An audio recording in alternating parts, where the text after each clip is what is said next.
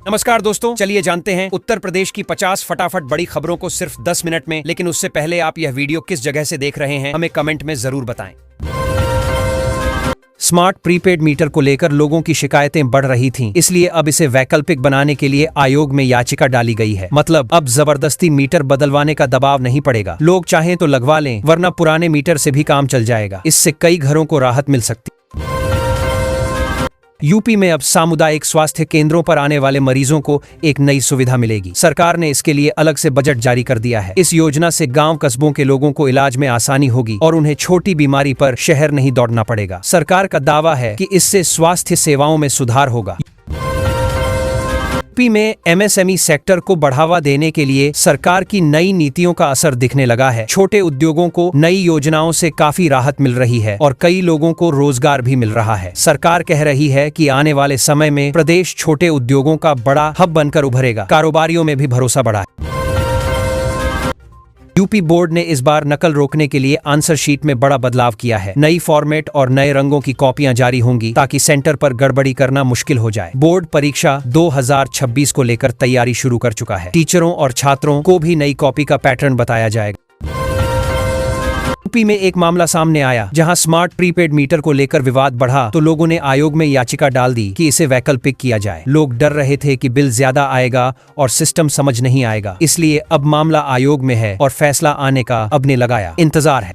Bundelkhand expressway पर police को देखकर बालू से भरा डंपर उल्टी दिशा में भगाया गया और तेजी में पलट गया। चालक की मौके पर ही मौत हो गई। लोग कह रहे हैं कि ओवरलोडिंग और गलत दिशा में चलने की वजह से हादसे बढ़ रहे हैं। पुलिस जांच कर रही है कि चालक क्यों। ब्रज इलाके के बारे में मंत्री जयवीर सिंह बोले कि 2017 के बाद से इलाके में तेजी से विकास हुआ है। सड़कें, बिजली और पर्यटन सब में सुधार आया है। वो कह रहे थे कि पहले काम अटका रहता था, अब चीजें तेजी से हो रही हैं। लोगों को भी बदलाव महसूस हो रहा। मथुरा की एक लड़की प्यार का भविष्य जानने इंस्टाग्राम पर किसी ज्योतिषी से बात कर बैठी। ज्योतिषी ने धीरे धीरे भरोसा जीतकर उससे 4.51 लाख रुपए ठग लिए। जब लड़की को शक हुआ तब परिवार ने शिकायत दर्ज कराई। पुलिस अब उस इंस्टा जालसाज की तलाश कर रही है।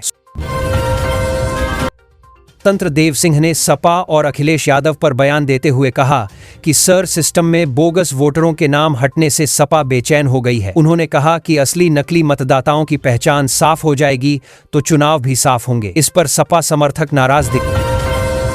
यूपी पुलिस में नई भर्ती का नोटिफिकेशन आ गया है और आवेदन शुरू हो चुके हैं। जो भी इच्छुक हैं वे सीधे लिंक से अप्लाई कर सकते हैं। फॉर्म भरने में भीड़ बढ़ रही है क्योंकि इस बार सीटें अच्छी खासी हैं। युवाओं में उत्साह बढ़ा हुआ है, खासकर ग्रामीण इलाकों में।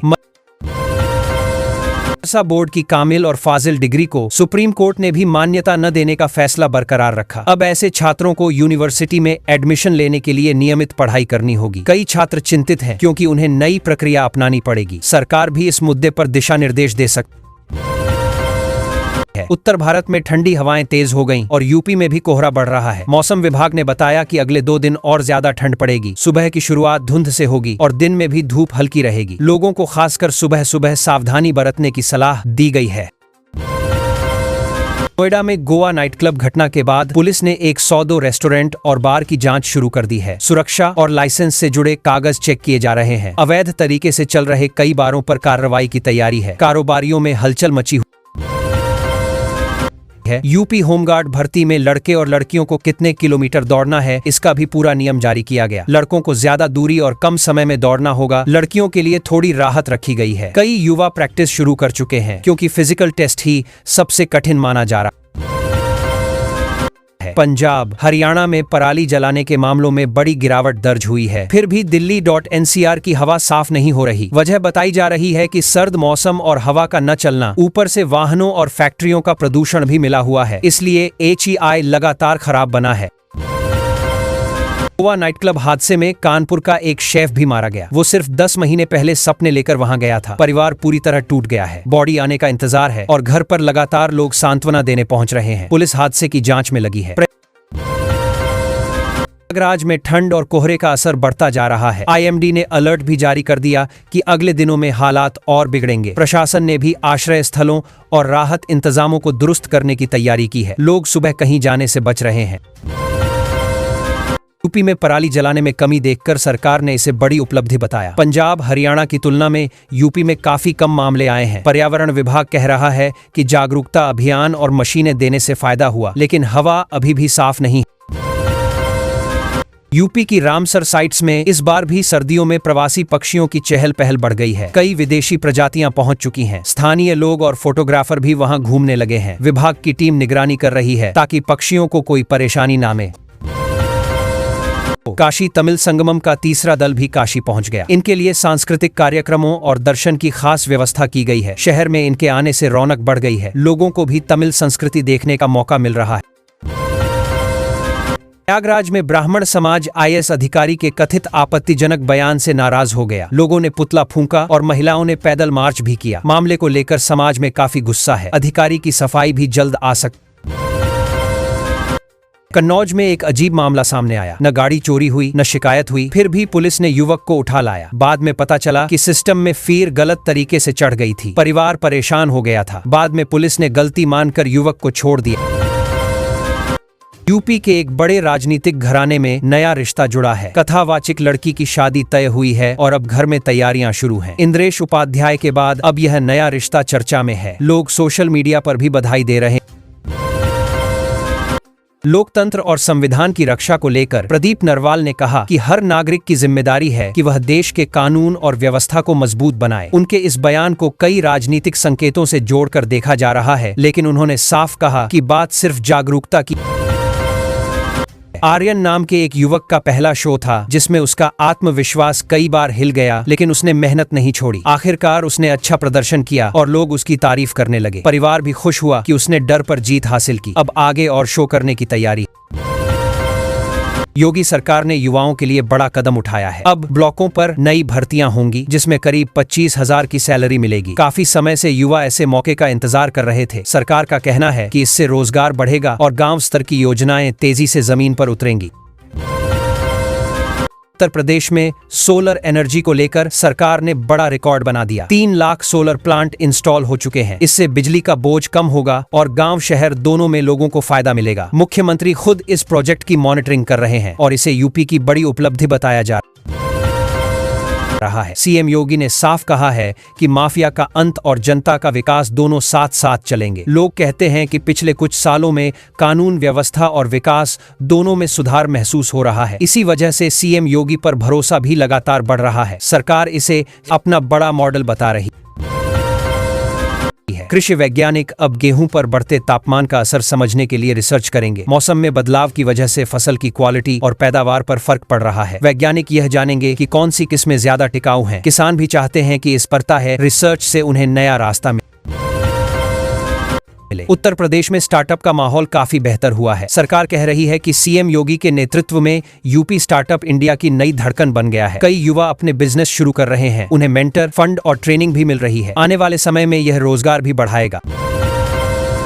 भारत गौरव ट्रेन का नया टूर पैकेज लॉन्च हुआ है। यह ट्रेन यात्रियों को पुरी, कोलकाता और गंगा सागर की यात्रा कराएगी। पूरा टूर 10 दिनों का है जिसमें खाने पीने और रुकने की भी सुविधा होगी। लोग इसे एक आसान धार्मिक यात्रा मान रहे हैं और बुकिंग भी शुरू हो गई है। मदरसों के छात्र अब नई तालीम के रास्ते खोज रहे हैं। कोर्ट के आदेश के बाद कई बदलाव हुए हैं और बच्चों को दूसरे विकल्प ढूंढने पड़ रहे हैं। परिवार वाले भी चाहते हैं कि बच्चे आधुनिक शिक्षा से भी जुड़ें। फिलहाल ये देखा जा रहा है कि आगे इसका असर कितना पड़ेगा। डिप्टी सीएम केशव प्रसाद मौर्य ने कहा कि देश में किसी भी जगह बाबर के नाम पर मस्जिद बनाने की बात होगी तो सरकार विरोध करेगी। उनका बयान काफी चर्चा में है। लोग सोशल मीडिया पर इस पर तरह तरह की प्रतिक्रिया दे रहे हैं।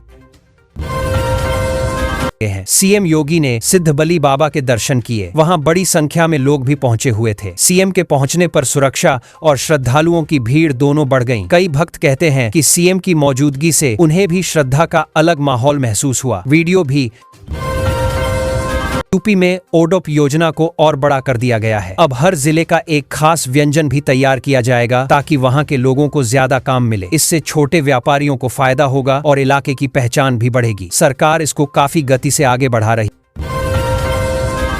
अब फसल बीमा तभी मिलेगा जब किसान का नाम फार्मर रजिस्ट्री में होगा। गेहूं की फसल के लिए तारीख भी फिक्स कर दी गई है। पहले लोग बिना रजिस्ट्रेशन के भी दावा कर देते थे। अब सब कुछ साफ साफ रिकॉर्ड में रहेगा। इससे असली किसानों को सीधा फायदा मिलेगा।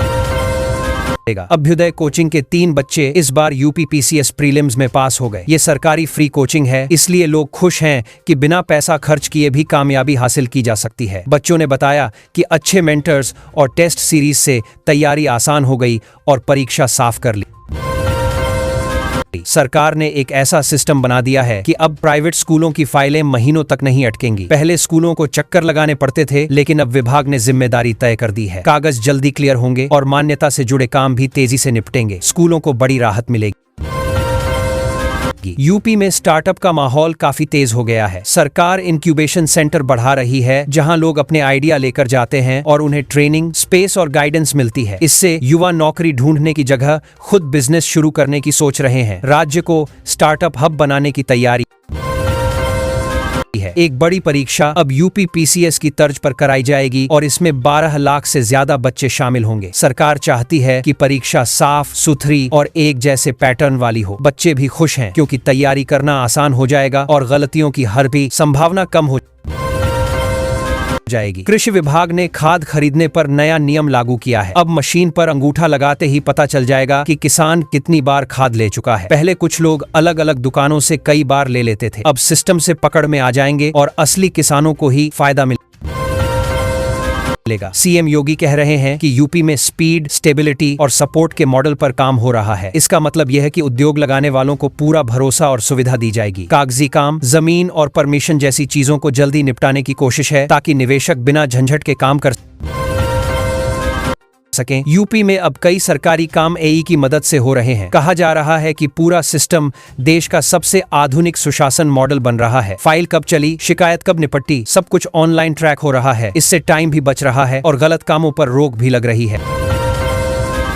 अब छात्रों को ट्रेनिंग की रकम तभी मिलेगी जब वे 6 से 9 महीने तक नौकरी करेंगे। सरकार को लगा कि कई लोग सिर्फ पैसा लेकर नौकरी छोड़ देते थे। नए नियम से असली रोजगार और कौशल पर ध्यान दिया जाएगा। छात्रों को भी लगेगा कि मेहनत का सही परिणाम मिले। एग्जाम देने वाले छात्रों का पूरा रिकॉर्ड मांगा है। कई कॉलेजों में गड़बड़ियां मिल रही थीं, इसीलिए अब देरी नहीं चलेगी। कॉलेजों को समय पर सही डेटा भेजना होगा। अगर गलत जानकारी भेजी गई तो सीधी जांच और कार्रवाई भी हो सकती है। कस्तूरबा और पीएम श्री स्कूलों के बच्चों को एक नया प्रोजेक्ट दिया गया है, जिसमें उन्हें अपने छोटे छोटे सामाजिक बदलाव की कहानी बतानी है। इसका मकसद बच्चों में जिम्मेदारी की भावना बढ़ाना है। इससे बच्चे समझेंगे कि वे समाज में बदलाव लाने में कितना योगदान दे सकते हैं। कोडीन कफ सिरप के गलत इस्तेमाल को रोकने के लिए सरकार ने कड़ी कार्रवाई की है। लगभग 128 मेडिकल फर्मों पर एफआईआर हुई है। बड़ी मात्रा में दवाएं गलत तरीके से बेची जा रही थीं। प्रशासन अब पूरे नेटवर्क पर नजर रख रहा है और आगे और कार्रवाई होने की संभावना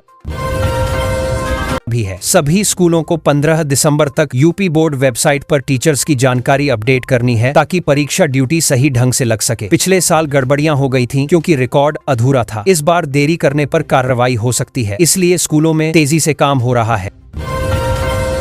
स्वतंत्र देव सिंह ने कहा कि एसआईआर प्रक्रिया सही चल रही है। मतलब सड़क, सिंचाई और रेलवे वाली बड़ी योजनाओं की मॉनिटरिंग ठीक से हो रही है। विभागों को टाइमलाइन दी गई है और पुराने प्रोजेक्ट भी निपटाए जा रहे हैं। सरकार दावा कर रही है कि प्रगति पहले से तेज हुई है। बलिया में एक स्टाफ नर्स को मार्कशीट में छेड़छाड़ करने पर सस्पेंड कर दिया गया। उस पर मुकदमा भी लिखा गया है। कहा जा रहा है कि उसने नौकरी के लिए फर्जी मार्क्स बनाए थे। अब प्रशासन ऐसी गड़बड़ियों को लेकर और सख्त हो गया है। बाकी कर्मचारियों में भी डर फैल गया है।